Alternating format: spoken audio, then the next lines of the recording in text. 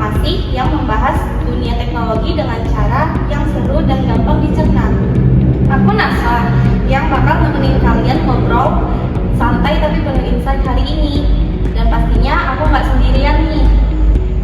Sekarang aku bareng teman-teman yang keren banget, yaitu ada Andre, Bagus, Anissa, Esther, dan Raka. Nah, kali ini kita bakal bahas topik yang super menarik, yaitu arsitektur dan tata kelola teknologi informasi dengan studi kasus dari perusahaan yang gak asing lagi nih buat kalian, yaitu PT Telkom Indonesia. Gimana nih teman-teman, siap ngobrolin Telkom? Siap. Oke, langsung aja deh. Andre, kamu kan jagonya TI nih. Gimana sih Telkom merancang arsitektur teknologinya? Nah, kalau Telkom itu punya sistem yang luas banget ya, jaringan, data center, aplikasi. Biar rapi itu mereka pakai framework atau kerangka kerja yang namanya TOGAM atau The Open Group Architecture Framework. Nah, itu tuh kayak blueprint untuk membangun sebuah rumah.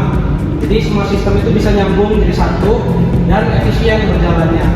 Misalnya IndiHome dan MyIndiHome integrasi lewat cloud, yaitu cepat dan hemat biaya. Wah, kayak main Lego versi teknologi ya. Tinggal colok modul yang pas buat kebutuhan bisnis. Iya, benar banget. Dan karena pakai cloud, sistemnya bisa di scale up dengan cepat.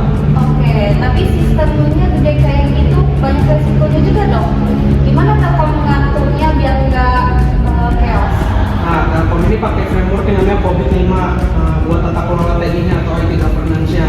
Semua keputusan TI harus sejalan sama bisnis. Untuk keamanan, mereka udah ada standar ISO 27701. Juga buat untuk melindungi data pelanggan, jadi inovatif tapi tetap aman. Wow, jadi bukan cuma cepat dan canggih ya, tapi juga aman. Raka, kamu kan anaknya suka bahas risiko nih. Gimana menurutmu? Menurutku ini contoh ideal. Kayak sekarang tuh ada banyak perusahaan yang gaspol digitalisasi, tapi lupa sama tata kelola. Sedangkan kalau Telkom ini, mereka tahu kapan keren dan kapan tugas. Jadi inovasi yang mereka punya itu masih tetap terarah. Wah, analoginya keren banget. Oke, lanjut ya. Gimana dari sisi bisnisnya? Telkom udah geser jadi digital enabler. Mereka punya big box buat analitik data dan new central X buat cloud lokal. Jadi teknologi udah jadi inti strategi bisnis mereka. Oh, jadi Telkom udah kayak perusahaan teknologi nasional ya, bukan cuma telekomunikasi aja. Iya, mereka udah jadi penggerak ekosistem digital Indonesia.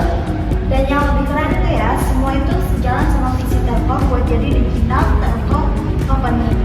Mereka bukan cuma bikin profit, tapi juga dampak digital ke masyarakatnya juga. Ya, setuju banget.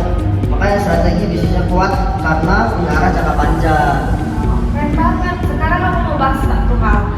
Satu hal lagi yang lagi hype banget, yaitu teknologi masa kini. Telkom itu aktif banget di cloud computing, AI, dan IoT. Contohnya di New Central Edge Data Center yang jadi backbone cloud nasional mereka. Dengan AI, mereka juga bisa analisis perilaku pelanggan biar layanannya makin personal untuk masing-masing.